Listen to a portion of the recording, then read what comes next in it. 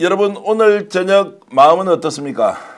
이제 역사의 날이 밝았다라는 생각이 듭니까? 아니면 밤잠을 설치면서 여전히 어떻게 될지 모르겠다고 불안해하십니까? 저희들이 오늘 확실하게 풀어드리겠습니다.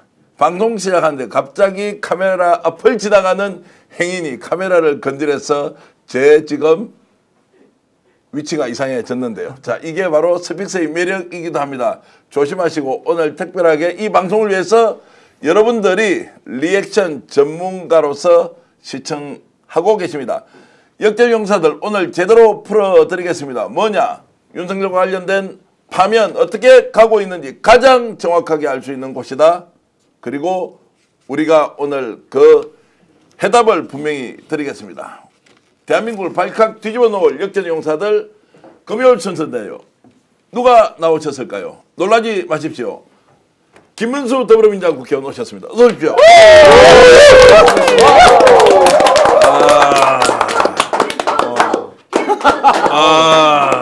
지금 가족이 여러분 오신 자 본인이 스스로 소개하기 전에 주변이 그냥 아예 이렇게 기운차게 이렇게 소개했는데 어서 오십시오. 일부러 제가 약할까봐 예. 같이 왔습니다. 예. 저는 그 친일파 아닌 또 서방관 괴롭힌 사람이 아닌 더불어민주당 순천갑 암행어사 김문수 국회의원입니다. 김문수 국회의원 어서 오십시오.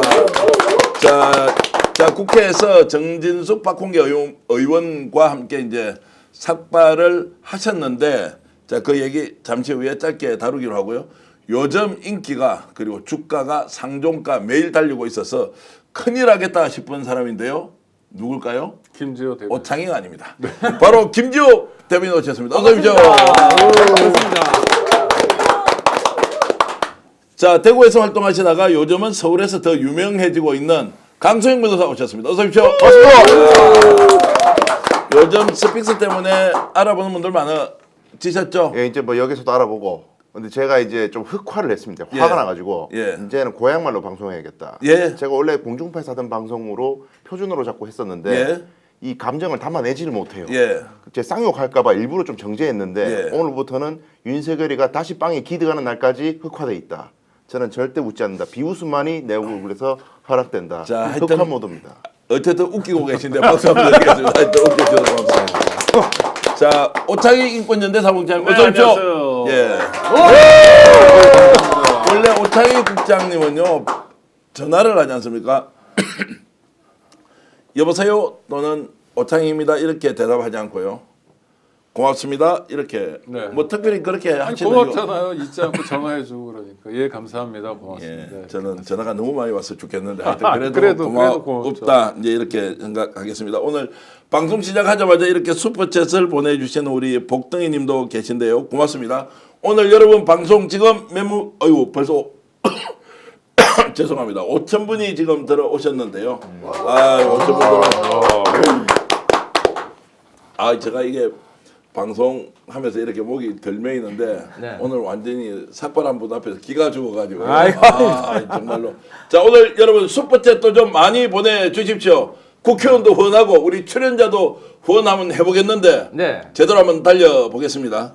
그리고 오늘 특별히 여러분들 화면에 보이지는 않지만 조성은 작가라고 기억나십니까? 고발 사주와 관련된 자 오늘 한겨레신문과 MBC가 거의 비슷한 시간에 단독 보도를 했는데 윤석열, 김건희, 한동훈 이 세 사람을 동시에 공수처가 전격적으로 수사를 한다라는 소식을 아주 깊이 있게 다뤄드리겠습니다. 그 얘기를 하고 난 뒤에 헌법재판소의 오늘 내부 분위기가 어떻게 돌아갔는지 듣도 보도 못한 이야기 저희들이 전해드리겠습니다. 그것 가기 전에 삭발하신 분 네. 오늘 왜 나오셨습니까? 불러주셔서 왔습니다. 저는 부른 적이 없어요. 원래 암행어사람 몰려와야 되는데 예. 공개적으로 이렇게 왔습니다. 자, 국회에서 어떻게 이제 삭발을 하게 됐는지 그 장면 직접 보시고 얘기 좀 이어가겠습니다.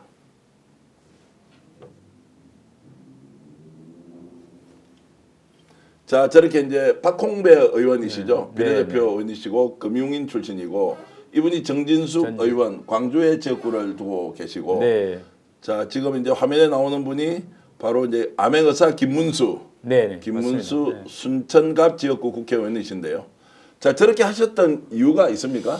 예, 당연히 윤석열이 탈옥을 했지 않습니까? 네. 불법적인 판사와 검찰총장으로 인해 가지고요. 그래서 국민들이 너무 불안해하고 지금 파면이 빨리 이루어져야 되는데 언제 되느냐 도대체 밤잠을 못 자는 내란성 불면증으로 국민들이 시달리고 있기 때문에 국민의 모습인 저희 국회의원이 뭐라도 해야 된다는 얘기가 나오기 시작했고 선배들께서 몇 분이서 단식을 하겠다 그렇게 말씀하셨습니다. 의총에서. 저희들이 집에 돌아가다가 네. 박홍배 의원이 아무래도 노조위원장 출신답게 삭발을 내일 하겠다라고 제안을 하시고 함께할 사람 없냐 그래서 제가 마침 저도 그런 고민을 하고 있었기 때문에 바로 동조해서 저도 함께 하겠습니다 이렇게 해서 이제 그 다음 날 공식적으로 이렇게 삭발을 하게 됐고 전진숙 의원은 아무래도 여성이다 보니까 더 고민을 많이 하신 것 같습니다. 그래서 그 다음 날 같이 합류해가지고 셋이 하게 됐습니다. 근데 우리 좀 제가 이제 불편한 질문 좀 드리겠습니다. 네네. 아니 근데 광화문에 가면 제가 잘 아는 저 김준혁 의원이나 박수현 의원 같은 분은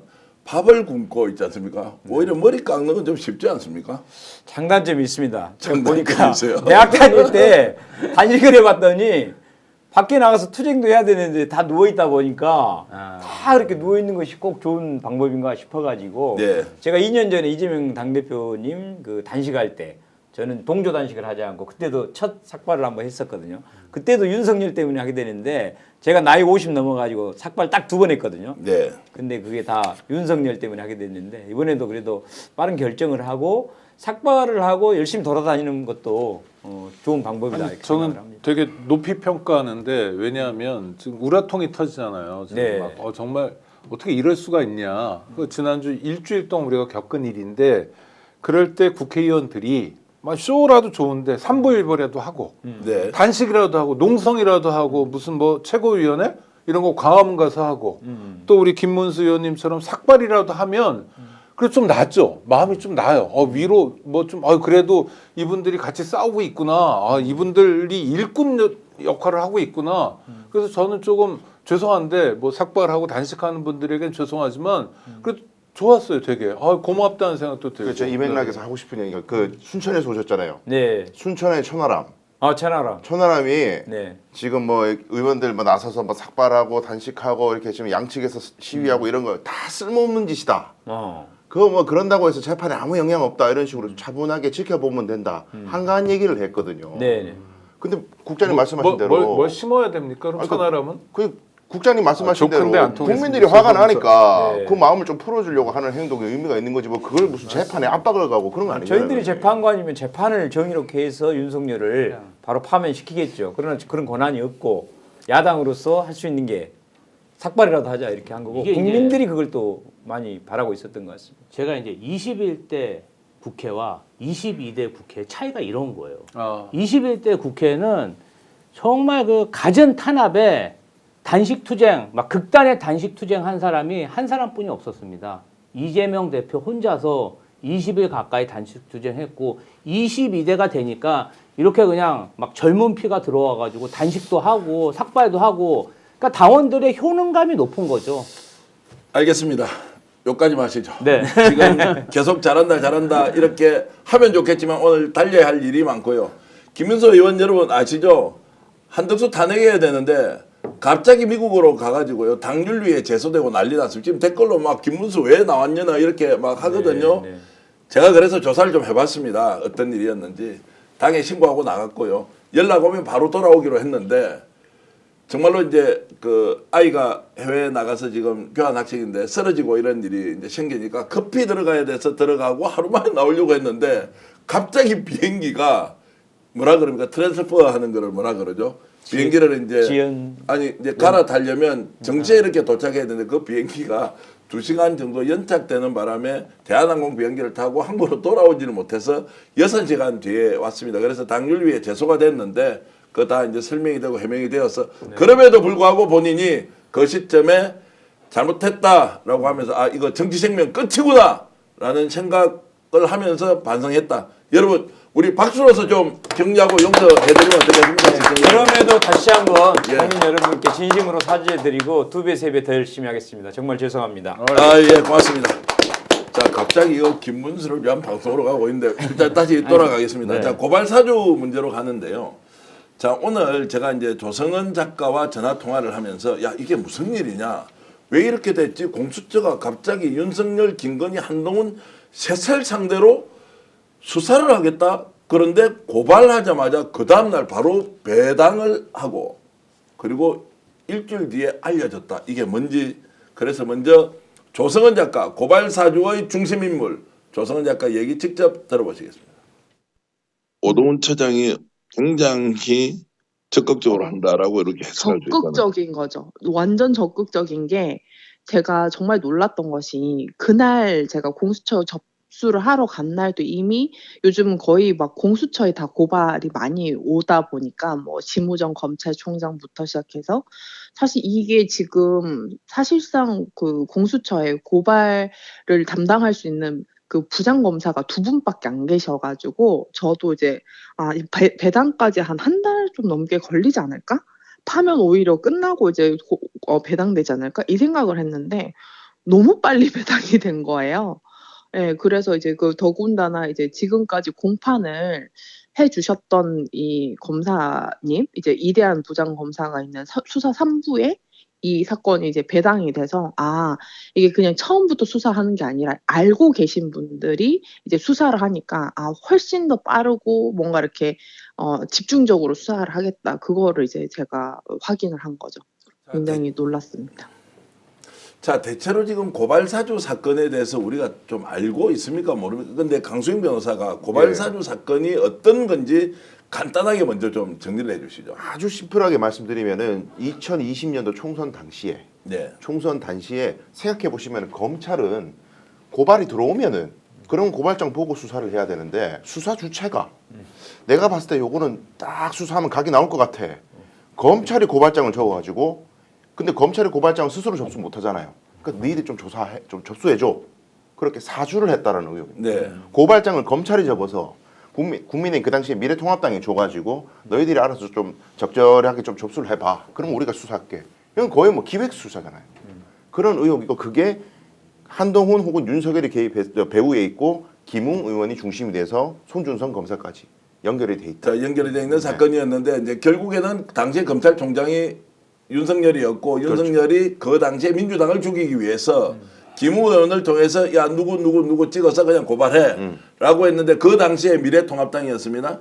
미래통합당에 있던 최고위원, 비상대책위원 그리고 청년위원 조성은 작가가 그 당시에 야 이거 말이 안 돼 라고 하면서 문제 제기를 했는데 갑자기 이것은 야 이 사람이 박지원과 짰다 뭐 이렇게 하면서 완전히 이제 아싸리판이 되면서 이 사건이 없어졌는데 이 김웅이 실제로 심부름을 했단 말이에요.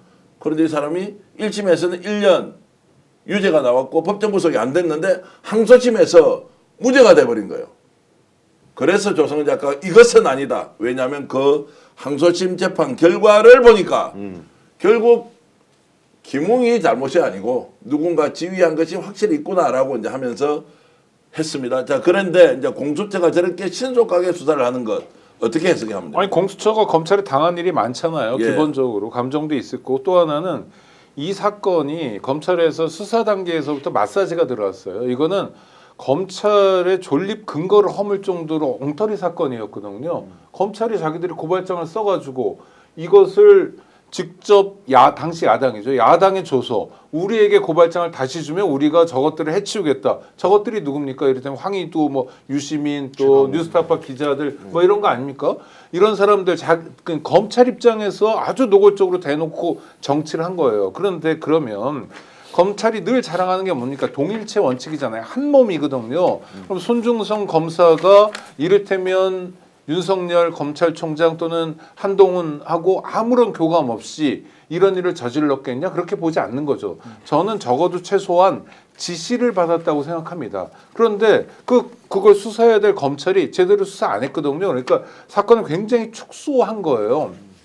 이를테면 윤석열 검찰은 그런 일이 많은데 마치 보물상자처럼 열면 별의별 게 다 나오는 사건인 겁니다. 이게 또는 고구마 줄기처럼 캐면 쭉 따라오는 거거든요. 그러니까 당장 김웅하고 손준성 두 사람만 전현직 검사만 관계 있는 게 아니라 그 위에 한동훈이 있고 그 위에 윤석열이 있다는 걸 아주 쉽게 확인할 수 있는 사건이기 때문에 공수처로서는 우리 조직이 국민들에게 정말 일 잘한다고 보여주기 위해 딱 좋은 사건인 거죠. 검찰이 엉터리로 진행했던 사건, 자기들에게 맞춤으로 온 사건. 그래서 지금 윤석열 정권이 이제 퇴진하기 직전에 아마 의지를 보이는 게 아닌가 싶어요. 자, 그래서 이제 이 사건은 이미 1심과 항소심이 재판 결과를 다 가지고 있습니다. 기록도 다 나있고 증거도 엄청나게 제출한 상태인데, 자, 여기에 대해서 공수처가 수사하면 검찰에서 이미 수사 과정에서 확보한 증거를 채택 안 한 것도 있을 거 아니에요. 지금 조성은 작가가 엄청난 증거를 제시하고 이걸 수사 안 했단 말이에요. 그러면 여기 윤석열이 개입됐다는 것으로 추정할 수밖에 없는 상황이 있으면, 자, 국민들의 관심은 뭐냐? 공수처가 윤석열, 한동훈 소환할 수 있느냐 없느냐? 요거 어려운 질문인데 의원님이 답변하셔야 돼요. 그 전에 제가 황희석을 황희두라고 잘못 얘기했습니다. 예. 정정하겠습니다. 알겠습니다. 댓글로 지적을 해주셔서. 네. 자, 어떻게 됩니까? 어려운 질문을 해주셔서 근데 지금 공수처 상황이 이게 지금 수사력이 있는가 뭐 그런 걱정들이 있고요. 아마 네. 공수처도 이번에 그 윤석열 뭐 처리하는 걸 보면 좀 믿기는 어려울 것 같고 아마 정권 교체가 돼야지 제대로 하지 않을까 그런 생각이 들고요. 그다음에 저기 사실은 뭐 제대로 수사를 원래는 할 것 같으면 인지 수사를 해서 바로 하면 되는데 그걸 고발을 일부러 하게 한 거는 아주 이거를 조작하거나 정치적으로 이용하려고 했지 않나 그런 생각이 듭니다. 예. 저도 이제 수정 하나 하겠습니다. 와, 댓글로 정말로 우리 시청자 여러분 대단합니다. 저도 사과하겠습니다. 죄송합니다. 제가 전달한 사람은 손준성 검사고 받았던 국민의힘의 국회의원은 김웅 의원인데 내가 김웅 의원이 이제 전달한 것처럼 한 것은 어쨌든 잘못됐습니다. 아이고 이렇게 지적해 주신 우리 시청자 여러분 고맙습니다. 가을님 감사합니다. 자 이렇게 이제 넘어가면서 네. 소환 여부에 대해서 제가 제일 궁금한 거예요. 공수처가 수사의 속도를 아니, 이렇게 높이면 제가 실제로 공수처 고발도 많이 해봤고 참고인 조사도 한 차례 받았는데 공수처가 비록 검사 수도 적고 수사 인력도 적긴 하지만 본인들이 집중적으로 밝혀야 되는 상징적인 그런 사건에 대해서는 좀 자원을 몰아서 수사를 가열차게 하는 그런 특성이 좀 있습니다. 그렇기 때문에 저는 이게 굉장히 국민적 의구심이 많은 사건이고 사실은 재판 결과에 대해서 이게 뭔가 이렇게 분통 터뜨리는 국민들도 많은 상황입니다. 지금 사실은 뭐 어찌 됐든 그동안 뭐 수사 능력 여부에서 논란은 많았지만 공수처는 윤석열을 체포하고 구속했지만 검찰은 풀어주지 않았습니까? 이 모든 게 다 말해주고 있는 거거든요. 그래서 저는 이번에 상징적으로 공수처가 이 사건에 대해서 많은 자원을 투입해서 소환할 수도 있다. 그렇게 봅니다. 저는 좀 강하게 예. 무조건 소환한다고 저는 예상합니다. 무조건 소환한다. 네, 왜냐하면은 일단은 이 죄명이 되는 게 대통령이 현직에 있을 때는 기소를 못하는 범죄예요. 예. 탄핵이 돼야만이 대통령을 조사할 수 있는 사안입니다. 근데 지금 탄핵이 임박했잖아요. 이 타이밍에 맞춰가지고 배당을 했다. 굉장히 의미심장하고 제가 이제 공수처 내부의 검사들 저도 이제 아는 사람이 있고 그래서 옛날부터 얘기를 들어왔는데 공수처 조직이 최혜병 사건 때부터 거의 그로기 상태예요. 인력이 너무 부족하고 사건은 너무 몰려 있습니다. 네. 그래서 우선순위를 어디에 두느냐가 굉장히 중요해요. 거의 한두 개 정도 집중해서 할까 말까예요. 근데 지금 공수처가 명운이 걸려 있잖아요. 네. 지금 이번에 구속 취소 관련해가지고 일단 일차적 책임은 검찰이라지만 지금 진보 진영 안에서조차 우상호 의원 같은 전 의원 같은 사람도 공수처 필요 없다 이런 얘기까지 해요. 지금 공수처가 명운을 걸고 자기 조직의 존재감을 내뿜지 않으면 실적을 내지 않으면 문 닫아야 될 판이 있어요. 근데 이런 판에 김건희와 윤석열까지 올라갈 수 있는 이 사건을 공수처가 소환도 안 하고 그냥 일단 배당만 해놓고 시간을 뻑인다? 검찰하고 다를 바가 없는 거예요. 그러면 네. 명태균 게이트 뭉갰던 거고 똑같아. 그런 식으로 하면 정권 바뀌자마자 공수처 필요 없어. 공수처 없애고 검찰도 없애고 그냥 뭐 FBI 같은 거 이상한 거 하나 만들어. 이렇게 연결되기 때문에 목숨 건다. 저는 그렇게 생각합니다. 와, 근데 오늘 이 이야기를 들으니까 기분이 굉장히 좋아지는 게 말씀도 잘하시는데 그렇게 되기를 바라는 저희 기대가 그 논리적 표현에 다 담겨 있어서 너무 좋습니다. 뭐 FBI 같은 거는 국수본이라고 뭐 경찰에 만들어 놨으니까 공수처의 지위는 공직자들을 어떻게 단돌이 할까 하거든요. 그리고 네. 문재인 정부가 보여주는 몇 안 되는 성과 중에 하나입니다. 그리고 이거는 그냥 우상호 씨가 뭐 이건 필요 없어서 없어지는 게 아니라 견제와 균형이라는 민주주의 일반 원리로 봤을 때 공수처는 다음 정권에서도 필요한 거예요. 그렇죠? 그리고 검찰 개혁을 해서 막 수사와 기소를 쪼갠다 하더라도 공수처 기능이 필요합니다. 근데 드디어 공수처에 이제 기회가 온 거예요. 네. 그건 뭐냐면 윤석열, 김건희, 한동훈, 심우정까지 한꺼번에 수사하고 한꺼번에 자기 건물 앞에 서울중앙지검 앞에 많이 세웠잖아요, 검찰이. 그렇게 세울 수 있는 기회가 온 거예요. 이 기회 놓치지 않는다고 보고요. 이걸 열심히 하면 국민들은 어떠냐면 박수 쳐주고 그래? 인력이 필요해? 주지 뭐 이렇게 결정하게 되거든요. 아주 중요한 분기점입니다. 자, 검찰 출신 지금 이제 대통령이 돼 있고 뭐 대선 후보까지 가 있지만 이제 끝장날 시간이 다가오고 있다. 그래서 이번 이 사건을 고발하게 된 배경에 대해서 조성은 작가가 한 얘기가 있는데요. 한번 들어보시겠습니다. 고발 사주 사건 관련해서 이제 2심 이 손준성 무죄 판결이 사실상 그 판결문 내용을 보면 손준성과 이 고발 사주 사건을 실행했던 검사들이 무죄 그런 행위가 없었다라는 게 아니라 오히려 이제 윤석열이나 이제 뭐 그때 당시 대검 차장이나 이런 사람들의 개입이 있었다라는 것 그게 오히려 더 밝혀져서 사실상 윤석열의 직접 개입이 의심된다는 취지였는데 제가 그 몇몇 댓글을 이렇게 보니까요 그렇더라고요. 이제 뭐 김웅 관련해서 이렇게 댓글에 이제 거기에 고발 사주 뭐 기억이라 해라 막 이런 댓글이 있었는데 거기 댓글에 아마 보수 쪽 사람인 것 같아요. 거기에서 뭐 손준성 무죄 나왔는데 넌 아직도 조성은 말 믿냐 뭐 이런 댓글이 있더라고요. 그러니까 저쪽은 보수 진영은 손준성 무죄가 결국 윤석열 개입이라는 사건을 왜곡시켜서 결국 손준성 무죄는 고발 사주 사건 자체가 없었다라는 식으로 이제 잡아가더라. 그래서 제가 그걸 발견하고는 이거는 바로 잡아야겠다 해서 제가 이제 제가 사실 그동안 알고 있었던 어떤 수사 과정의 내용들 그리고 우리 뭐 책에 썼던 내용들 그리고 뭐 제가 재판 과정에서 확인한 내용들 뭐 판결문에서 적시됐던 내용들 이런 것들을 좀 다 모아가지고 제가 고발장 한 20장 가까이 썼어요. 20장 가까이 써가지고 이제 이번에는 윤석열, 김건희, 한동훈 이렇게 3명과 김웅과 그 다음에 이제 대검찰청 당시 이제 부장검사들, 친윤 부장검사들, 지금 다 뭐 검사장 가 있고 이런 승진했던 그 검사들까지 전부 이제 제가 고발을 한 거죠. 그래서, 아마, 근데 그 내용들을 사실 공수처가 전혀 모르고 있지 않았을 거예요. 그래서 아마 빠르게 수사 착수를 할 수 있었다고 생각을 합니다. 자, 이제 기다렸다는 것. 이제 저걸 자칫 잘못 들으면 조 작가한테도 물어봤지만 저게 뭐 사전에 짜고 치는 고스톱이냐 이런 게 전혀 아니고 네. 오히려 이제 항소심 결과 판결문을 보니까 이거 이제 진짜 제대로 걸렸구나라고 해서 본인이 나서서 이제 했다는 건데 두 가지로 나눠서 질문을 드리고 보겠습니다. 그럼 그 당시에 검찰이 야당을 죽이기 위해서 고발 사주를 했다. 윤석열, 한동훈 또는 그 많은 사람들이라고 추정되는 인물들이 나섰다라고 하는 사실이 확인되면 얼마나 이게 충격적입니까? 근데 그러한 공작이 윤석열의 특성입니다. 자, 방통위에도 그런 일이 있었어요. 유일임 자기 가족들을 동원해서 특정 언론사나 어떤 언론인을 탄압하려고 대량 민원을 발생했고 그게 방통위에서 고발이 돼가지고 제보가 돼서 굉장히 공론화되지 않았습니까? 준사법기관인 검찰이 사건을 고소나 고발 당해서 수사하는 게 당연하지. 본인들이 저 사람 내가 좀 손봐야 돼. 민주당 요새 내 욕 많이 하지. 내가 이제 좀 손 볼 거야. 그런 식으로 해가지고 스스로 고발해서 스스로 수사한다?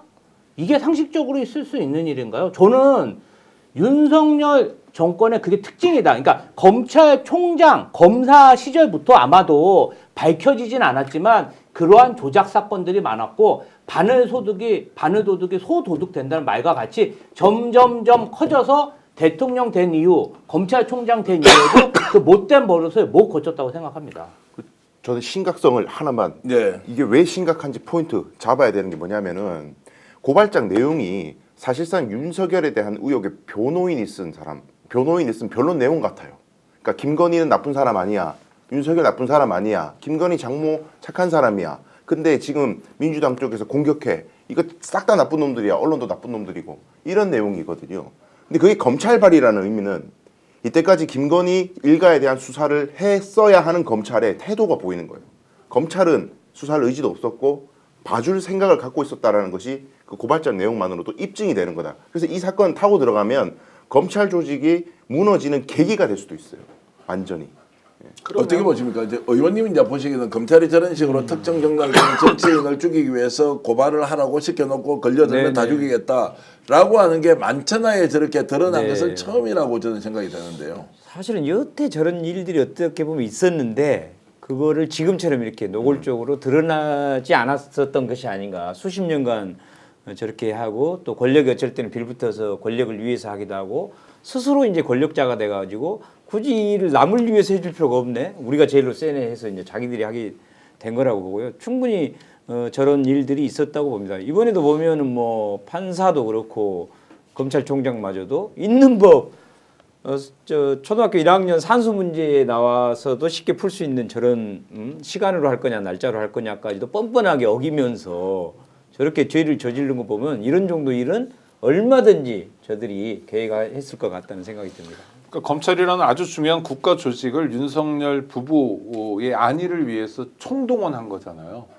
그러니까 국가 권력이 특히 검찰이 쓰는 건 국가형벌권이거든요. 최후의 무기라고도 하고 아주 중요한 국가 작용인데 이게 그 부부를 위해서 쓰이는 거예요. 남들은 어떻게 해도 된다는 게. 이게 계엄의 전초였던 거죠. 계엄도 이런 식으로 하는 거 아닙니까? 그러니까 이거는 검찰이라는 조직이 도대체 왜 있어야 되냐는 질문을 던질 수밖에 없는 사건이고요. 네. 그 질문에 대한 답은 사실 우리 국민들이 다 알고 있습니다. 이거는 돌아올 수 없는 강을 이미 건너버린 거예요. 네. 그 가장 극단적인 모습이 윤석열 정권이었고 네. 지금 윤석열 탈옥 사건이라고 우리 흔히 얘기하는 구속 취소 사건이 아닌가 싶어요. 자, 지금 이 방송을 하고 있는 중에 저희들이 열심히 검찰이 어떤 본색을 가지고 있는지 토론하고 있는데 조성은 작가를 칭찬하는 글이 왜 이렇게 많이 올라옵니까? 이렇게 진행을 열심히 최선을 다하는 저를 칭찬하지 않고 조성은 작가 애국 시민이다. 야, 그리고 조성은 TV가 오후 9시에 하는데 그때 보면 더 재밌다. 야, 이 사람 뭐야? 이제 우리 거 이렇게 재밌게 보면서 이렇게 주시는데 조성은 작가가 하고 있는 방송이 조성은 라이브라고 있는데요. 네. 와, 혼자 하루에 3시간씩 한대. 아. 얼마나 형편이 어려웠으면 혼자 해서 옆에 출연자 부르고 전화 인터뷰도 하고 이렇게 해야 되는데 혼자서 3시간 하는데 4천 몇백 명쯤 된대요. 제가 볼 때는 예. 너무 답답해서 방송을 하시는 것 같고요. 아니 왜냐하면 본인이 범죄를 봤는데 저렇게 벌도 안 받고 돌아다니니까 얼마나 답답하셔서 저럴까 싶고요. 예. 저는 이러한 고발 사주, 공작 조작이 지금도 과거도 비일비재하게 벌어지고 있는데 왜 이번 사건만 이렇게 특출나게 공론화됐냐. 예. 이거는 솔직히 조성은 작가 공이 크다고 봅니다. 사실 제가 이런 거 제보도 많이 받고 제가 많이 단독으로 밝히기도 많이 하고 뭐 그런 어떤 운동가도 해봐서 아는데요.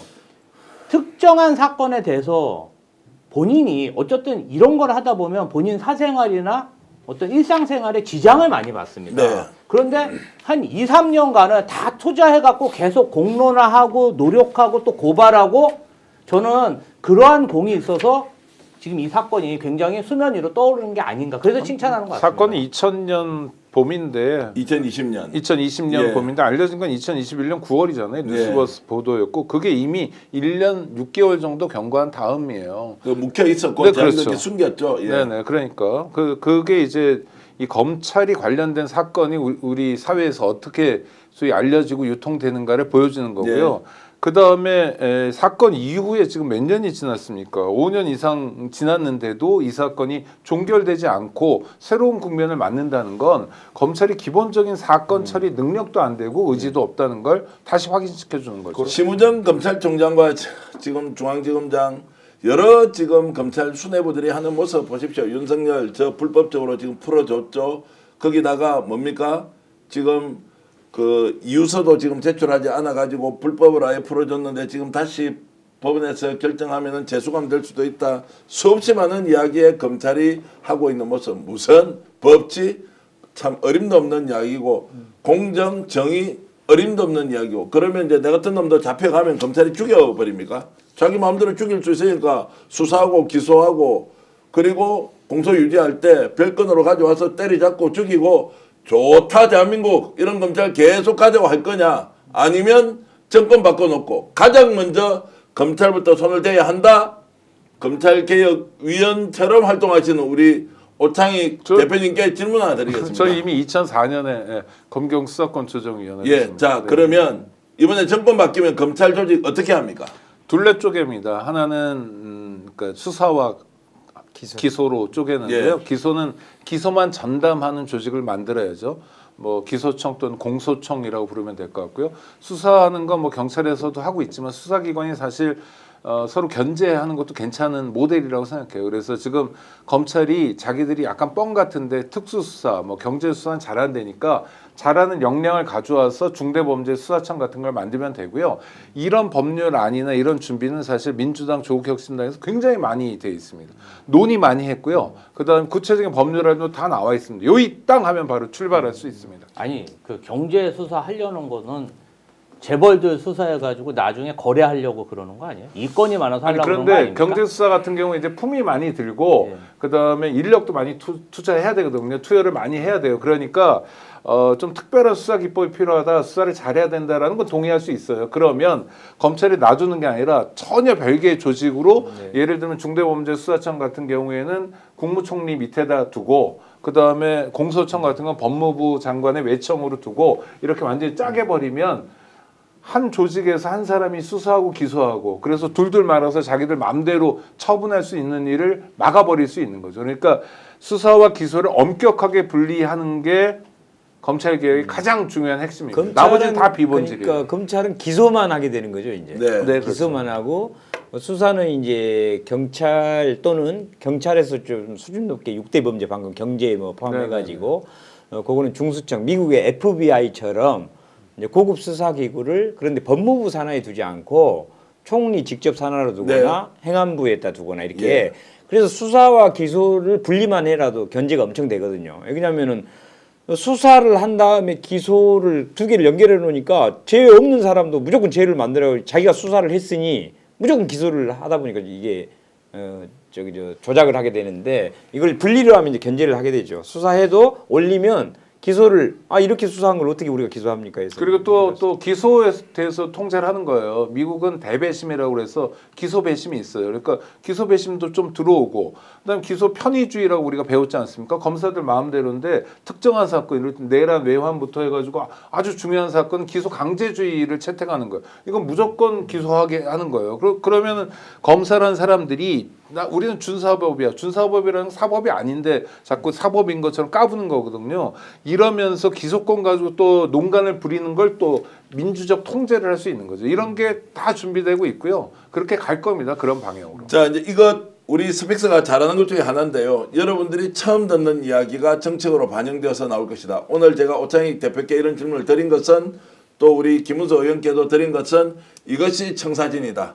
검찰은 해체된다. 기소청으로 간다. 그리고 새로운 주사 조직이 만들어질 것이다. 이것은 확실하게 스픽스의 단독 보도라는 말씀을 드리면서 이런 행태를 끝까지 보여주는 심우정 검찰총장 집단이 노고라 하면서 그들이 지금까지 어떻게 해왔는지 이제 국민들에게 확실하게 자신들의 본 모습을 보여줬고 그리고 이번에 조성은 작가가 끊임없이 투쟁하면서 싸워서 만들어냈던 고발사주도 윤석열, 한동훈이 연관되어 있을 가능성이 매우 높다. 그때 그들이 검찰총장과 부산고검장이었다. 김건희는 그때 무엇을 했을까? 이거 반드시 공수처가 밝혀야 한다. 이 말씀을 드리겠습니다. 한 말씀만 더 보태면 검찰 조직이 지금 몇 명입니까? 한 2,200~300명 됩니까? 검사요? 네, 그 검사들이. 정도 되죠. 예. 자, 우리나라 경찰은 한 몇몇 명 정도 됩니까? 15만 명. 15만 검찰이죠. 자, 우리가 특수부 검사들 100명이다, 200명이다 이렇게 얘기하잖아요. 자, 검찰 2,200명, 100명이 나라를 이렇게 농단하는데 제일 앞잡이 노릇을 하면서 법치도 깨부수고 헌법도 다 깨부쉈어요. 경찰 15만 명이 있습니다. 15,000명이. 대한민국 경찰이 거리에 나가서 민중의 지팡이라고 이야기하면서 국민들의 삶을 파괴하고 있는데 이들이 10%다. 15,000명이 된다. 이거 허용할 수 있습니까? 그런데 왜 우리는 검찰 이야기를 할 때 일부 10%도 안 되는 특수부 검사들이라고 할 것이냐? 그래서 다수 80% 90%의 검찰은 괜찮다. 그런 게 어디 있습니까? 대한민국 교사의 10%가 학생 제대로 안 가르치면 어떻게 돼요? 공직자의 10%가 처먹고 불법 저지르고 거짓말 하는 거 놔놓을 수 있습니까? 아니 그 말이 안 되는 게 요번에 구속지도 사태가 터졌잖아요. 그때 이거 문제다. 이렇게 하면 어떡하냐. 에? 도대체 뭐 하자는 거냐라고 입장을 밝힌 사람이 한 명이었어요. 그 검사 중에. 우리가 아는 이문정 검사밖에 없었고 그것도 내부망에 쓰니까 지웠다는 거 아닙니까? 그럼 나머지 그 숱한 난 특수부 아니야. 나는 뭐 기획통이야. 나는 뭐 형사야. 나는 공안이야. 이랬던 검사들은 뭐 했냐는 거예요. 찍소리도 못하고 있잖아요. 그러니까 스스로 그 자리에 있으면 안 될 사람들이에요. 제가 이제 오늘 김문수 의원 오셨으니까 뭐 순천, 곡성, 그리고 광양, 구례 뭐 지역구도 좋지만 네. 진짜 국민을 위해서 하나 검찰 개혁은 반드시 이번에 정권 바뀌면 끝장내야 한다 이 말씀 좀 드립니다. 민주당에서 이미 법안을 거의 다 만들어 놨습니다. 예, 그리고 이제 지금 발의해봐야 어차피 거부권 때문에 안 돼서 아마 정권 바뀌면 바로 첫날부터 작업할 수 있게 준비하고 있습니다. 아예 검사라는 직함 자체가 대한민국에 없게 만들어주세요. 네. 이 이름을 바꿔야 됩니다. 예, 기소만 그래서 이제, 담당할 것 예. 같으면 검사라는 이름을 쓰면 안 돼요. 뭐 공소관, 예. 기소관 예. 뭐 여러 가지 할 예. 수 있죠. 아니 그리고 아니 검사들을 왜 탄핵하는지 모르겠어요. 아니 언제든 공무원처럼 징계해가지고 사퇴시키고 파면할 수 있게 아니, 그러니까 그것도 좀 이거 법을 바꿔야 될 것 같습니다. 검찰청법에 보면 네. 검사징계위원회가 구성돼요. 네. 그걸 통해서 하는데 검사징계위원회 멤버는요 다 검사예요.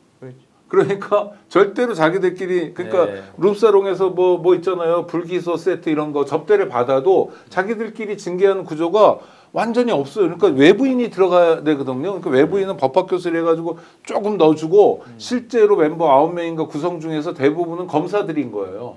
그러니까 징계도 안 되는 거죠. 그나마 형사처벌도 안 받죠. 맞습니다. 그나마 지금 상태에서 국회 탄핵이라도 해 놔서 요만큼의 몇 견제라도 하는 달간 거죠. 그래도 네. 정지라도 시킬 수 있기 때문에. 어쨌든 그들의 본질을 본 이상 우리는 국민의 이름으로 반드시 심판한다. 오, 동시 접속이 11,000명까지 갔습니다. 김문수 의원의 인기가 굉장히 좋구나 이 생각이 들면서 좀 더 달려서 김재호 위원장하고 우리가 열심히 오늘 방송을 해보겠습니다. 구독, 좋아요 누르지 않으셨다면 자 구독, 좋아요 좀 눌러주시면서 더 많은 분들이 동시 접속하면서 방송 볼 수 있도록 해주시고요. 슈퍼챗 쏘실 분들은 슈퍼챗도 쏴주시고요. 그리고 지금부터 오늘 가장 중요한 이야기 헌법재판소의 윤석열 탄핵 결정 언제 할 것이냐 하루 종일 많은 국민들이 궁금해하고 저희들도 취재했는데 먼저 여러분들께 사과의 말씀을 드릴 분들이 있습니다. 오늘 탄핵될 것이라고 일단 선고될 것이라고 주장하셨던 분 손들어 주십시오. 네, 어제 아니면 오늘. 네. 어제 아니면 오늘 될 것이다. 자 그러면 일단 대국민 사과를 먼저 좀 하시고 왜 그렇게 사과할 수밖에 없었는지 그리고 다시 언제 우리가 선고를 볼 수 있는지. 변론 종결 이후의 시일을 좀 계산했고요. 그 다음에 이전에 두 번의 탄핵 사건, 대통령 탄핵 사건을 기준으로 해서 했는데 좀 변수가 있는 것 같습니다. 그 변수 중에 하나는 헌법재판소가 예전과 달리 지금 굉장히 많은 사건을 동시에 다루고 있다는 게 하나 있는 것 같고요. 그런데 저는 뭐 제가 뭐 그런 면에서 날짜를 점쟁이는 아니지만 하여튼 정확하게 맞추고 말씀드리면 좋았을 텐데 그러지 못했고 더더군다나 이게 단순히 몇 월 며칠의 문제가 아니라 내란성 두통, 뭐 우울증, 뭐 소화불량, 뭐 내란성 탈모, 뭐 이런 거를 유발하는 국민적 고통 속에 있는 상황이어서 하루라도 빠르면 좋았는데 그게 안 된 거고 저는 진짜 사과해야 될 사람들 따로 있다고 봅니다. 그건 누구냐면 헌법재판관들이에요. 네. 왜냐하면 대충 자기들끼리 일정이 있을 거 아닙니까? 다음 주 월요일이든 뭐 금요일이든 화요일이든 언제 있을 거예요. 수요일이든 간에. 그러면 좀 국민들이 굉장히 궁금해하잖아요. 이게 단순한 호기심이 아니에요. 무슨 연예인들 가십거리가 아니라 대한민국의 명운이 걸린 아주 중요한 정보예요. 그러면 헌법재판소가 아주 중요한 헌법기관인 만큼 국민들에게 말씀드려야죠. 아유, 너무 걱정하시고 기다리시는데 저희가 이러저러한 일 때문에 다음 주 수요일에는 정확히 할 겁니다. 그 뒤로 늦어지는 일은 없을 겁니다. 라고 하면 어때요? 국민들이 양해하죠. 지금 뭐 어떤 절차적인 문제 때문에 또는 무엇 때문에 뭐 소위 말하면 평의 때문에 조금 늦어지고 있는데 아무리 늦어도 금요일까지는 하겠습니다. 라고 말씀드리면 안 되나요? 근데 이런 헌법재판관들이 판사들로 구성되어 있는지 저 국민 위에 있는 사람들인가 법대 위에 있어서 그런가 하는 의아함이 들 정도로 최소한의 국민 그러니까 공보 기능이 있어야 되잖아요. 국민들이 네, 예. 말씀드리는 기능이 없고 헌법재판소를 취재하는 기자들도 지금 아무런 정보를 얻지 못하고 있거든요. 이건 좀 그러니까 탄핵 심판에서 보안을 잘 지키는 건 중요하겠지만 그거 말고 국민들이 정말 궁금해하는 시기라도 특정해줘야 되는데 그것도 안 하고 있는 건 정말 유감스러운 일이라고 말씀드립니다. 자, 김재호 대변인이 이제 보시기에는 지금 본인 일단 사과부터 먼저 하시고. 예. 저는 대한민국이 예측 가능한 국가라고 생각했기 때문에 네. 변론이 끝나고 2주가 지난 이번 주 그리고 사실은 4월 2일 보궐선거가 이번에 만약에 판결이 나오면 대선과 같이 치를 수 있습니다. 그러면 사실 선거 비용도 300~400억 정도 아낄 수 있거든요. 네네. 그렇기 때문에 상식적으로 또 합리적 추론을 해보면 헌법재판관들이 이번 주에 판결을 내릴 수뿐이 없다 이렇게 생각했는데 죄송합니다. 우리 사법체계가 국민이 예측할 수 없는 그런 변칙적인 사법체계를 갖고 있는 것 같습니다. 자, 오늘 혹시 그 낮에 오후 1시 정도 됐을 텐데 갑자기 속보라고 하면서 17일 오후 1시에 낮 11시에 헌법재판소가 최종 선고를 하겠다고 이렇게 가짜 뉴스가 돌았죠. 네네네. 그때 엄청 놀랐거든요. 네네. 저도 심지어 우리 그 정청래 최고위원이 예. 박찬대 원내대표한테 연락해가지고 왜 떴어 했대요. 예, 가짜 예. 다 속아가지고. 그래서 너무 기대하고 정청래 있어가지고. 최고위원이 이제 아까 페이스북에 저런 걸 올려놨습니다. 현재 선거일자와 관련해 가짜뉴스가 횡행합니다. 저에게도 문의가 많은데 아직 현재로부터 아무런 연락이 없습니다. 선거 날짜 연락하면 즉시 공개하겠습니다. 라고 했는데 자, 이제 그러면서 저희들은 바로 생방송을 뜨자마자 준비하라고 해서 이게 썸네일 제목까지 다 이렇게 만들어 놨거든요. 저희들이 썸네일 제목 어떻게 만들었는지도 한번 준비가 되어 있으면 보여주시고요. 그만큼 국민들이 선고일에 대해서 이렇게 갈구하고 있습니다. 그런데 스트레스 안 받고 기다려도 되겠습니까, 변호사님? 푹 마음 놓으시라. 푹 마음 놓으시라. 제가 설명을 좀 드릴게요. 이게 도대체 뭐 하나 헌재는 지금 뭐 쓸데없이 고민하는 탄핵 명백한데 다 이런 마음 가지실 텐데 이게 왜 이러냐면은 헌법재판소가 지금 단심이잖아요. 항소심이 없어요. 그러니까 한 방에 끝내야 되는데 그럼 헌법재판관은 지금 뭘 고민하나? 탄핵시킬까 말까 뭐 5대3이다. 다 헛소리입니다, 여러분. 그거 아니에요. 뭐냐면 이 결정문이 남잖아요. 지금 탄핵할까 말까만 결정해서 될 일이 아닙니다. 헌법재판관들은 역사에 남을 이 결정문에 지금까지 윤석열 측에서 했던 온갖 개소리들, 말도 안 되는 법기술들, 정말 다양한 절차 시비들 많이 붙였거든요. 모두 박살내야 돼요. 하나도 남김없이. 왜 그러냐면 결정문을 보고 시비 겁니다. 결정문에 윤석열이 주장했던 말도 안 되지만 온갖 절차 위반, 뭐 송달되지도 않았는데 왜 불법적으로 탄핵을 시작하냐, 별의별 얘기가 다 있어요. 이거 하나하나 법리로 반박하고 문헌 가져오고 외국 사례 가져오고 저쩌고 연구해서 다 반박하지 않으면은 이걸 가지고 불복에 삼을 수가 있으니까 우리는 아주 결벽적으로 지금 고민하는 거예요. 하나도 분쟁의 여지를 남기지 않겠다. 저는 이해는 되는데 근데 너무 그러지 않았으면 좋겠어요. 국민들이 결과를 납득할 수 있다면 그 과정으로 오는 과정에서 윤석열이 했던 정말 말도 안 되는 아무 말 대잔치에 가까운 주장들을 다 깰 수 없어요. 깰 필요도 없어. 굳이 언급하지 않아도 뭐 국민들이 의혹이 남네. 왜 절차 문제 제기했는데 왜 그걸 무시하지 헌재가? 이거 부실 재판이네. 그렇게 생각할 극히 일부입니다. 너무 욕심을 부리지 않으셔도 된다. 송달 부분도요. 지금 요즘에 자꾸 얘기 나온 것 중에 선고 기일 통지를 윤석열이 안 받으면 어떡할 거냐. 아무 상관없어요. 예, 뭐 주말에 선고 기일 통지가 갈 수 있냐 없냐. 월요일 날 만약에 탄핵 선고를 하려면은 선고 기일 통지가 가야 되는데 이 주말 토일 동안 가냐 안 가냐 이거 가지고 논란이 있습니다. 제가 이거 명확하게 정리해드리면 자, 탄핵 심판 처음 시작할 때요. 윤석열이가 소추서를 안 받았어요. 송달 안 받으니까 이거 어떡하지? 이거 송달 안 받으면 시작을 못 하는데 시간이 지연되면 어떡하지? 온갖 고민 다 했습니다. 근데 그때 왜 그랬냐면 탄핵이 시작될 무렵이기 때문에 아직 변호인도 없어요. 당사자한테 우편이 가지 않으면 시작이 안 되는 건 맞습니다. 근데 지금은요. 재판이 진행이 됐어요. 이제 결심도 했어요. 지금 변호인이 12이 선임돼 있습니다. 이 사람들이요. 지금 뭘 하고 있냐면은 전자소송이에요. 전자소송. 지금 제가 직접 조회를 해봤습니다. 헌재에 들어가서 조회를 해봤더니 서류를 송달한 날짜와 그걸 받은 날짜가 다 나와요. 헌법재판소가 뭐를 보내면 이걸 언제 받았는지. 근데 윤석열이 직접 받지 않고 윤석열의 변호인이 한 놈이라도 받으면 송달의 효과가 생겨요. 네. 근데 제가 체크를 해보니까 무슨 서류를 헌법재판소에서 3월 4일에 송달, 그러니까 보냈다는 거죠. 받은 날이 언제냐? 3월 4일이에요. 그날 다 받아요. 그 말은 무슨 말이냐? 우편으로 보냈다면 절대 그럴 수가 없습니다.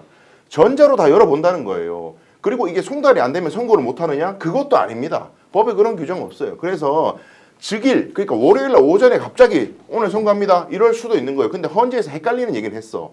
중요 사건인 경우에는 선고기일을 우린 공지하지 않는다. 당사자들이 다 기일 통지 받고 확인이 되면 공지하겠다라는 얘기를 했는데, 근데 그 얘기는 뭐냐면 이게 다른 얘기가 아니라 미리 어떤 언론사에 먼저 흘려지게 되면 언론사 간에 형평성 문제가 생긴다. 특종을 먼저 주는 문제가 생기니까 당사자 다 확인이 되면 그 다음에 보수적으로 공지하겠다는 얘기지, 선고기일 통지가 안 되면 선고 못해, 그런 얘기가 아닙니다. 그래서 뭐 주말에 통지가 안 되면 이거 선고 안 되는데 이런 고민 하실 필요 없다. 그래서 헌법재판소 얘기하는 건 완전히 정밀한 인간의 한계에 도전하는 정말 완벽한 결정문을 쓰면 윤석열 내란 일당이 동의하고 승복할까요? 그렇지 않아요. 이 사람들은 그냥 뭐 오자 찾아낼 겁니다. 이럴 때는. 그러니까 절대 승복 안 할 사람들이에요. 그러니까 국민들이 지금 노심초사하고 있다는 거. 국민들이 정말 지금 이 순간에도 집회하고 있고요. 내일은 정말 100만이 될지 수백만이 될지 하는 사람들이 다 제 주변에서도 생업을 접고 나오겠다는 거예요. 왜 국민들 고생시킵니까? 일정이라도 밝혀줘야지. 자, 그래서 좀 믿고 싶기도 하고, 뭐 본인들도 굉장히 힘들겠죠. 재판관들도 국민들 마음을 좀 알아줬으면 좋겠는데, 오늘 뭐 가짜뉴스 같은 것도 나오고 하면서 막 다들 이제 호들갑, 저를 비롯해서 많은 사람이 떨었는데, 그래서 이제 어떻게 될 거냐? 결론은 언제냐? 자, 그럼 월요일 합니까 안 합니까? 이걸로 다시 넘어갈 수밖에 없는 우리의 이 지금 현실입니다. 저 한번 보십시오. 오늘 이제 헌재가 17일 오전 11시에 윤석열 탄핵 심판 선고한다고 그걸 누가 올렸는지도 모르겠어요. 저게 급속도로 퍼져가지고요. 아, 근데 저거는 저게 없네요. 언론사가 없네요. 뭐 언론사가 연합뉴스니 없죠. 뭐, 그렇죠. 그래서 저걸 이제 들어보니까 챗 GPT를 통해서 자, 모든 것들을 그 AI에 물어봤다는 거예요. 이제 저렇게 나왔던 것이고, 이제 언론사나 또 우리처럼 이렇게 실시간으로 방송 활동을 하는 사람은 얼마나 민감합니까? 저걸 보고는 바로 생방 준비를 하고 썸네일도 만들고 이렇게 했는데, 저게 이제 아니라고 해서 헛탕을 치고 말았는데, 자, 저건 저렇고, 제가 오늘 오후에 다시 취재를 해보니, 야, 저 가짜뉴스 때문에 우리 반쯤 죽었다라고 이제 헌재 쪽을 취재하는 분한테 해보니까, 네. 저거 완전 가짜 아닐 수도 있다. 저게 완전 가짜 아닐 수도 있다. 이런 이야기도 하는 거예요. 자, 그러면 기왕에 대국민 사과했는데 한 번 더 사과할 각오하고 찍게 한번 해주세요. 저는 뭐 다음 주 언제라도 가능성이 있다고 봅니다. 자, 그럼 더 이상 질문하지 않겠습니다. 그런 질문과 답변은 지금 듣고 싶은 답이 아니에요. 그러면 자, 두 가지로 나눠서 질문할게요. 자, 헌재에서 노티스, 이제 아나운스 하는 거 언제 할 것이라고 먼저 발표하지 않습니까? 네. 그 발표는 언제 할 것 같아요? 월요일에요. 월요일에. 월요일입니까? 네. 월요일 발표하고 월요일에 기자들한테 문자로 통보해 줄 겁니다. 통보하고 언제 그러면은 수요일에.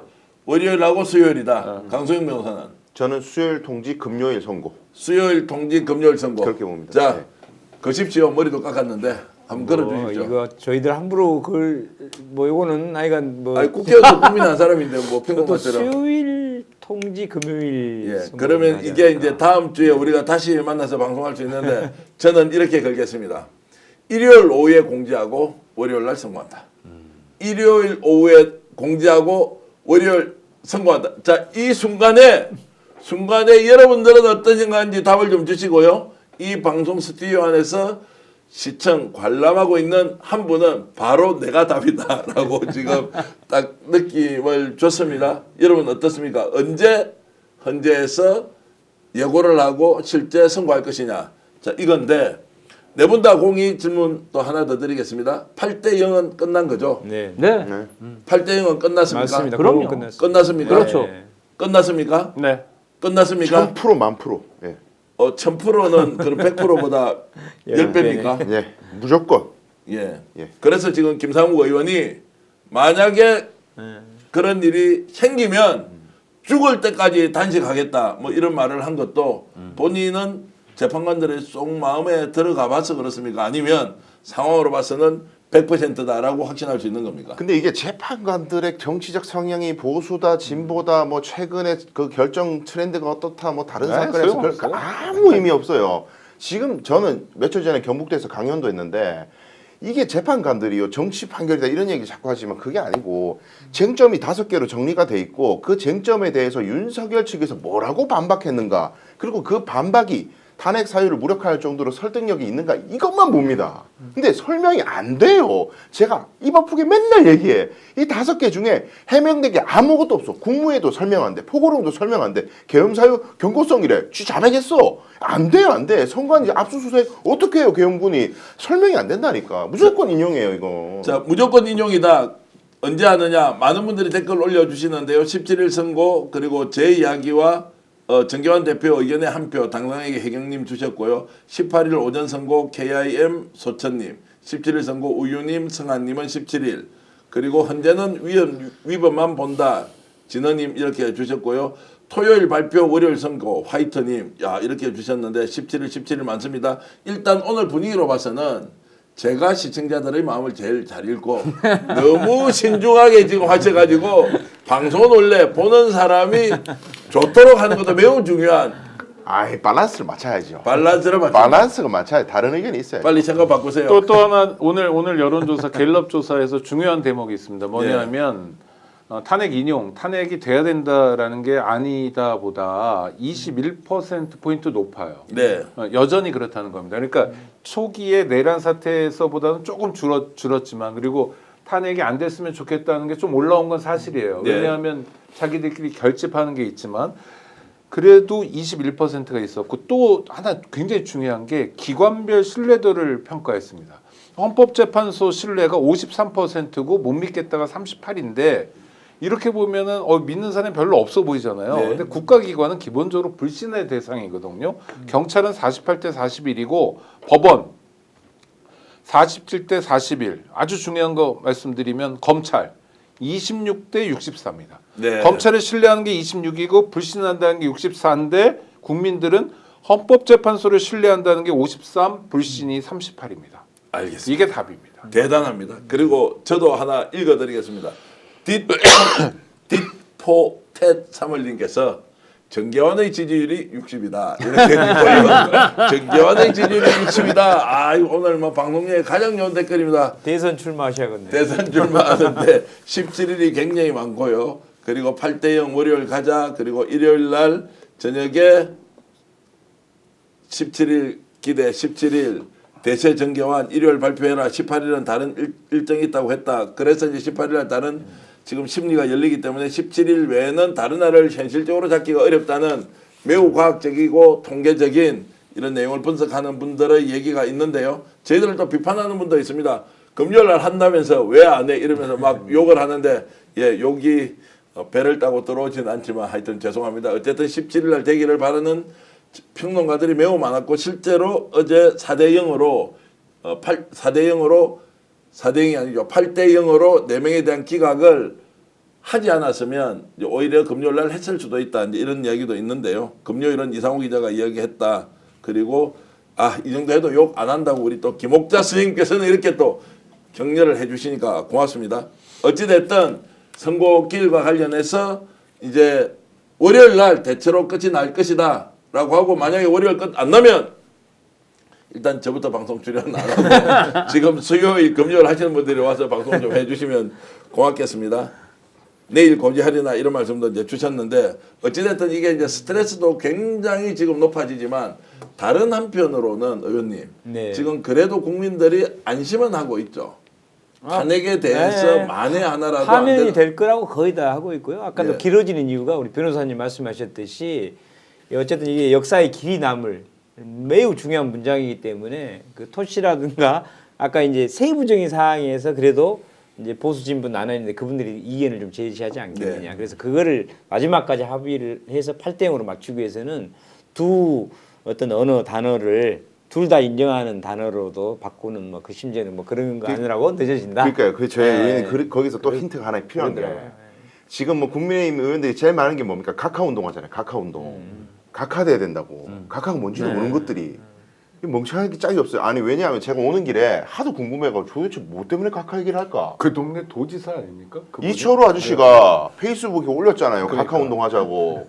또 지었네 또. 그걸 또 제가 또 이제 아는 기자님 통해서 취재를 해봤더니 왜 지었어요? 그러니까 귀찮아서 지었다. 설명하니까. 아이고. 하도 네. 전화를 많이 와서. 하여간 왜 제가 이 말씀 드리냐면은 각하라는 거는요. 재판에 본안에 들어가기 전에 입구에서 적법 요건을 징수하는 거예요.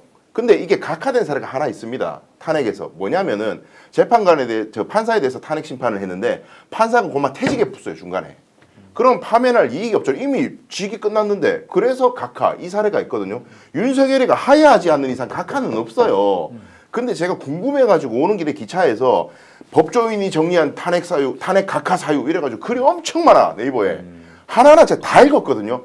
전부 헛소리예요. 말도 안 되는 소리야. 각하라는 단어가 적용이 안 되는 거네. 지금. 아예 안 적용이 돼. 안 그런 되는 게 거예요? 아니에요. 예. 그래서 그게 만약에 쟁점이었으면은 그게 설득력 있는 얘기였으면은 탄핵 심리 과정에서 재판관이 그 부분을 집중 질문해요. 이게 너무 쟁점이 될 것 같으면 하나도 질문한 게 없어. 예를 들면 국회에서 왜 탄핵이 한번 그 의결이 안 되고 부결이 됐는데 다시 왜 하냐? 이건 일사불재리 원칙 위반이다. 이따구 소리 하거든요. 헌법재판관 중에 그거 궁금한 사람 아무도 없어. 아무도 질문 안 해. 쟁점이 안 되는 것들만, 그러니까 본인들 윤석열 측에서 얘기한 것들을 받아쓰기 해놓고 각하가 확실하대.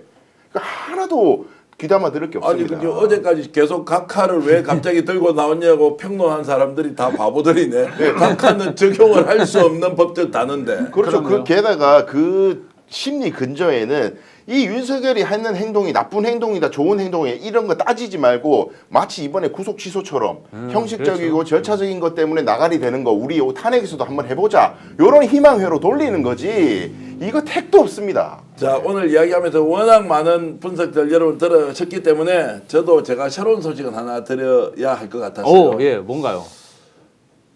저 어디 용산동 쪽으로 가면 용산 쪽으로 가면요. 지금 이 엄중한 상황에서 무엇에 의존해서 대통령의 탄핵을 막아야 되겠다라고 하는 사람들이 있을 거 아닙니까?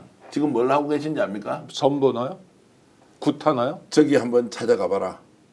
그 사람을 만나고 와서 뭐라고 하는지 전하라. 아, 전화. 그리고 지금 전하라고 내한테 그 소식을 전달해 달라. 그리고 24일 또는 28일 날 제가 봐서는 그 전에 이미 당연히 끝이 나 있을 건데 5대 명산 중에 한 군데서 전국에 큰 무당 10명이 모여서 큰 무당 10명이 모여서 대대적으로 또 국태민안을 위한 그 배우는 제가 말씀드리지 않겠습니다. 오죽하면 큰 무당 중에 한 사람이 아직도 정신을 못 차린다고 제보를 하겠습니까? 자, 이쪽은 헌법재판소의 움직임, 법 조문 하나하나를 가지고 정말로 1000가지 퍼즐을 맞춰가면서 8대 0이냐 7대 1이냐라고 하는데 저쪽은 초현실적으로 저렇게 하면 다시 살아날 수 있다. SNS에서 제가 봤는데 확인이 필요한데 천공이 지금 베트남인가 어디 그게 출국해가지고 안 들어올 기세라고 그러는데 한번 확인 좀 그리고 해주시죠. 보수 유튜버들을 상대로 일관되게 4대 4다.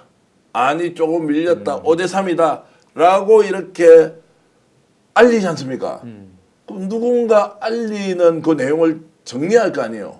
그것은 여러분께 밝히면 바로 명예훼손이기 때문에 밝히지는 않겠으나 이렇게 움직이고 있습니다. 한쪽은 초현실적으로, 한쪽은 매우 현실적으로 이렇게 움직이고 있는 상황이어서 월요일 날 되면 여러분들이 정말로 원하는 그 결과 얻을 수 있다. 이렇게 말씀을 드리겠습니다. 천공이 지금 베트남 다낭에 예. 있다고 그러고요. 다낭에서 혹시 계신 분 이 방송 보시면 사진이라도 하나 찍어 주십시오. 지금 5대 명산 중에 한 군데를 취재하고 싶은 기자 여러분은 별도로 스펙스에 연락 주시면 그 산이 어딘지 말씀드리고 날짜도 제가 특정해 드릴 테니까요. 그런데 제가 알고 있는 언론사 한 군데는 취재해보라고 하니까 안 간대요. 그게 사실이라도 국민들이 믿지 않기 때문에 너무 기가 막히고 기가 막히죠. 지금 그렇게 지금 세상이 돌아가고 있다는 말씀을 드리겠습니다. 야, 오늘 정신없이 이렇게 와 보시니까 어떻습니까? 진짜 괜찮습니까? 이 열기와 텐션이 예. 애지간해 갖고는 못 따라가겠습니다. 아, 그렇습니까? 자, 그래도 오늘 너무너무 잘하셨는데 오늘 박수 한번 드리고 감사합니다. 특히나 이제 이런저런 오해받고 중간중간에 댓글 올라오던데 미국 나갔던 문제, 그다음에 한덕수 탄핵과 관련된 거 한 번 더 제가 간단히 말씀드리면 당에 보고했고 그리고 돌아오는 과정에서 아무 문제 없이 귀국 중이었는데 갑자기 비행기에 문제가 생겼다. 이제 이것은 당에 충분히 해명이 됐던 바 개인적인 일 때문에 뭔가 큰 일을 그렇지 위해서 혼자 도망갔다 이런 거 절대 아니라 말씀을 드리고 오늘 그것 때문에 사실 이 방송에 우리와 함께하고 오해는 풀어준다 이렇게 지금 생각하고 있습니다. 김주호 대변인. 제가 사실은 김문수 의원님하고 예. 인연이 되게 깊습니다. 근데 예. 스픽스 처음 오셨으니까 예. 김문수 의원님 제가 좀 설명 좀 드리고 싶어요. 김문수 의원님이 사실 서울에서 시의원을 하셨어요. 네. 근데 이제 2017년도에 이재명 성남시장이 대동세상 외치면서 대선 출마를 하니까 나와 사상이 맞다. 그래가지고 지역구 국회의원한테 허락도 안 받고 이제 저희 대선 캠프에 오셔서 열심히 활동을 하셨어요. 그리고 이제 2018년도에 서울 성북구에서 구청장 출마하셨는데 그때 이제 친명으로 낙인 찍혀가지고 똑 떨어졌습니다. 그리고 2018년부터 2024년까지 사실은 저희 이재명 대표랑 엮여가지고 정치적으로 탄압 아닌 탄압을 받으면서 굉장히 어렵게 정치 활동을 6년간 하셨습니다. 근데 자, 김주호 대변인. 예. 다 고까지만 하면 어떻겠습니까? 예. 계속 하면 점수가 떨어지고 있어요. 예. 지금 동점자가 쭉 빠지고 있기 때문에 조금 전에 하셨던 예. 김주호 대변인의 저 주옥 같은 말씀은 네. 비서진께서 알아서 하이라이트 쇼츠로 만들어서 김문수 TV에 올려주시면 아니, 고맙겠고요. 그러니까 오래전부터 단체장이던 이재명을 예. 알아보고, 그러니까 제목을 알아보고 함께했다는 거잖아요. 그런 건 사실 되게 평가할 만한 일이죠. 왜냐하면 무슨 혈연지연 학연으로 엮이는 그렇죠. 게 없었던 거죠. 예, 문재인 대통령이 될 때 그때 첫 성남시장 경선 나왔을 네네. 때 이제 서울시의원 100여 명 중에서 제가 직접 연락해가지고 그때부터 이재명 그러니까요. 자, 제가 이제 간단히 말씀드리면 진국이다, 의리 있다, 맞습니다. 그리고 한 번 약속 지킨 거 끝까지 몸으로 때우면서 반드시 그 약속 지키려는 사람이다라는 이제 평판을 제가 받았고요. 저도 우리가 살기 위해서 광고를 좀 해야 하겠는데 시청자 여러분 지금도 무려 9천 몇백 분이 계신데 나가지 마시고 잠깐만 들어주십시오. 야, 효소 프로틴 단백질 쉐이크. 아, 뒤에 그 에드월로 나가고 있죠. 소화 잘 되는 단백질 쉐이크 아침 식사 대용이고요. 식사 중간에 단백질 보충한다. 자, 맛없으면 100% 환불 보장하는데요. 1899-7846 오늘 스픽스 역전 영상을 재밌게 봤으면 아침 식사 대용 식사 중간 단백질 보충해주는 효소 단백질 쉐이크 꼭 전화해 주시면 좋겠고요. 저희들 지금 댓글창으로 바로 주문하실 수 있는 링크가 나가고 있습니다. 있나요? 효소 다이어트 단백질 쉐이크였습니다. 많은 애용 부탁드리겠습니다. 두 번째입니다. 우와, 요새 우리 광고 효과 엄청 좋아졌다고 하는 인터넷 비교원인데요. 저보다 조금 더 못생기진 않았네. 잘생긴 우리 서경석 우리 개그맨이 광고를 하고 있죠. 인터넷 비교원 알아서 싹 다 비교해 주니까 제대로 된 비교할 수 있다. 자, 인터넷 그리고 정수기 그리고 휴대폰 함께 다 바꾸면 무려 108만 원의 현금 혜택 주고 역전의 용사를 통해서 전화했다고 하면 더 잘해준다고 하니까 역전의 용사를 믿고 인터넷 비교원 꼭 필요하실 때 전화 주시면 고맙겠습니다. 자, 그리고 마지막으로 오늘은 특별하게 우리 이 방송을 시청해 주신 분이 우리 계셨습니다. 비서진 여러분과 사실 조성은 작가까지 와서 방송 애청을 해 주셨는데 우리 출연자가 오늘 시청해 주신 두 분께 박수 한번 드리겠습니다. 아유, 감사합니다. 그리고 대한민국과 전 세계에서 이 방송을 봐주고 계시는 우리 사랑스러운 그리고 정말 존경하는 애청자 여러분께 인사드리면서 모두 방송 마치겠습니다. 제가 역전해 하면 대한민국을 다시 일으킨다는 마음으로 역전의 용사들, 역전해 하면 용사들 외치면서 방송 모두 마치겠습니다. 역전의 용사들!